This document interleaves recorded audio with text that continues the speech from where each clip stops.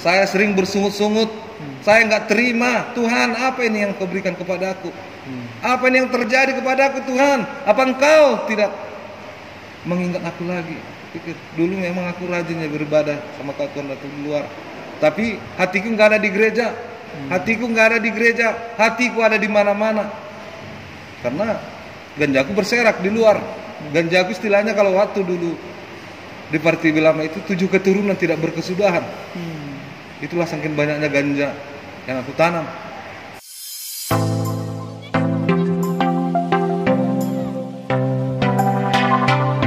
Baik, salam saudara yang dikasihi Tuhan dimanapun saudara berada.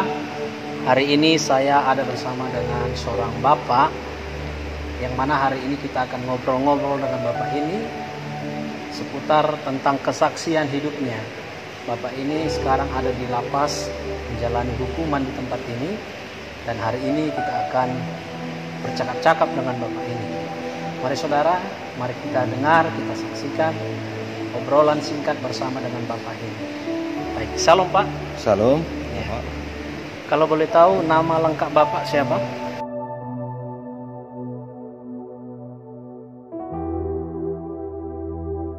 Umur berapa? Sekarang 48 tahun. 48 tahun. Sudah berapa lama menjalani hukuman? Menjalani hukuman saya baru jalan 4 tahun. Baik. Vonis berapa tahun, Pak? 20 tahun. 20 tahun. Baik. Apa kasus Bapak? Kasusku ada 2, Pak. Ya. Satu kriminal, Ya. satu narkoba. Ya. Yang kriminal 14 tahun, Ya. yang narkoba 6 tahun. Jadi Baik. genap semua 20 tahun. Baik. Berarti ada 2 kasus dalam satu penangkapan. Iya. Boleh cerita tentang yang kriminal? Ya. Kriminal gimana lah, ini masalah perempuan.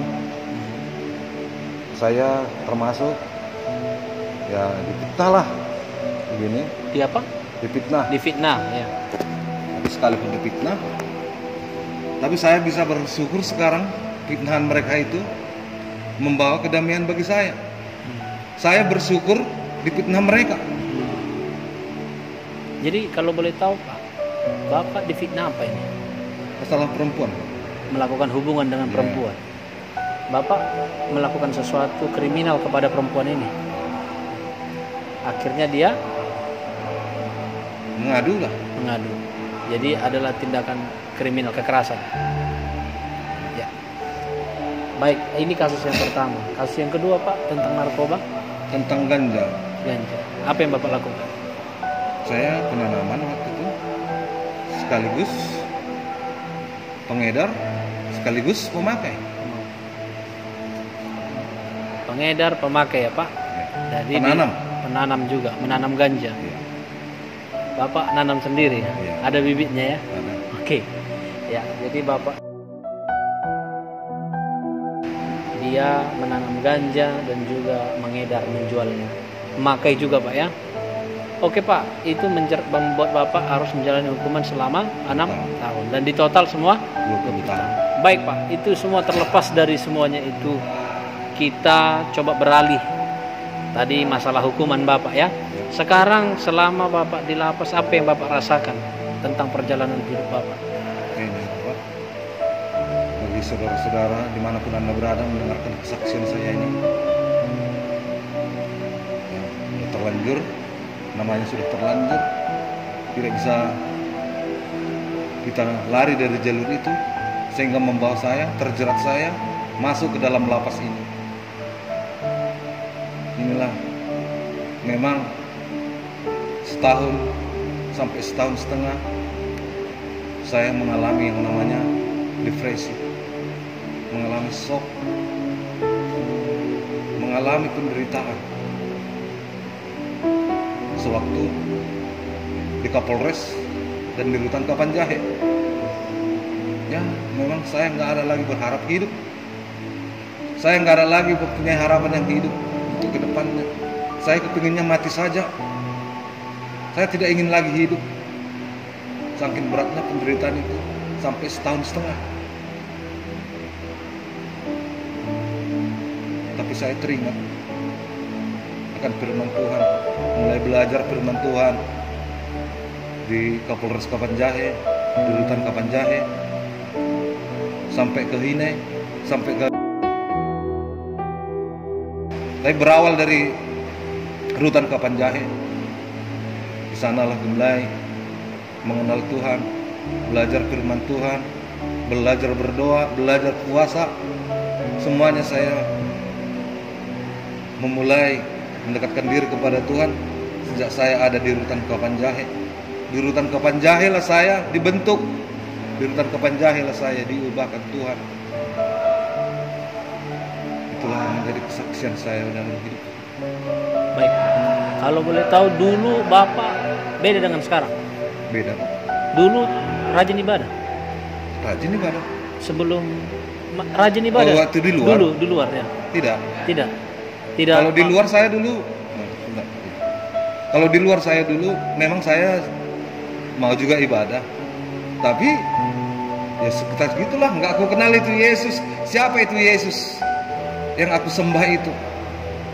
Yang aku kenal hanya kekuatanku, hanya kemampuanku, logikaku yang aku andalkan, cara berpikirku yang aku andalkan. Tapi mungkin inilah cara Tuhan untuk membentuk saya, sehingga saya ditangkap,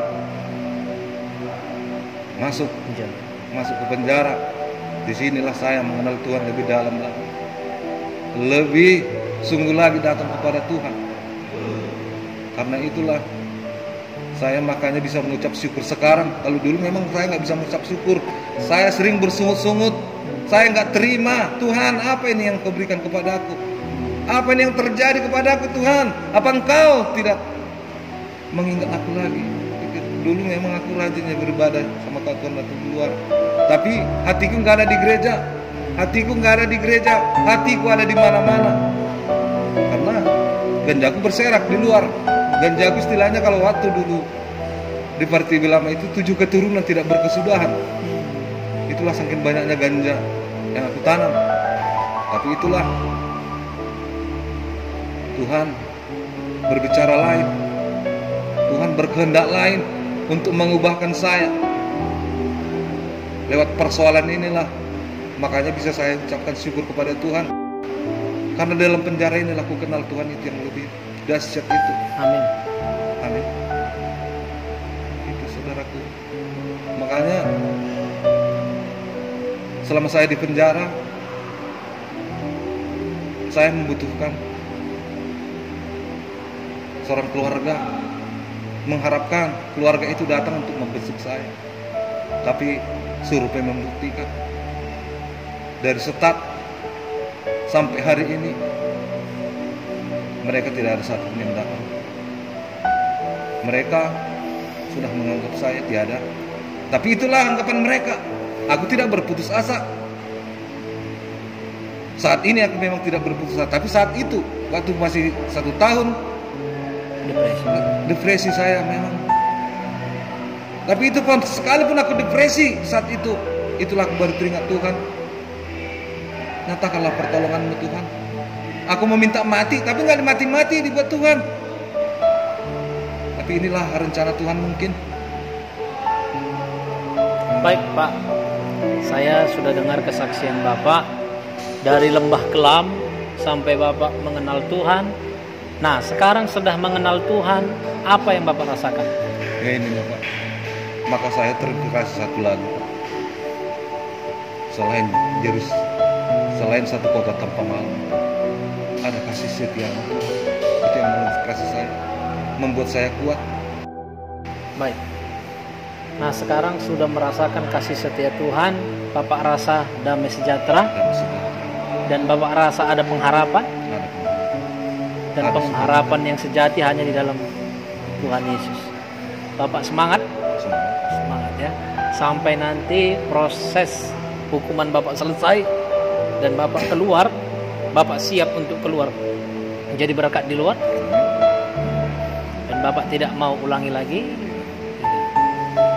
Dan ingin apa rencana Bapak kalau sudah bebas? Ingin melayani Tuhan. Amin. Baik saudara yang dikasih Tuhan, dimanapun saudara berada, Bapak ini sudah memberikan kesaksian Nah, setiap kita punya masalah, setiap kita pernah dalam kegagalan, bagaimana kita bisa bangkit, bagaimana kita bisa merubah diri kita, itu yang terpenting.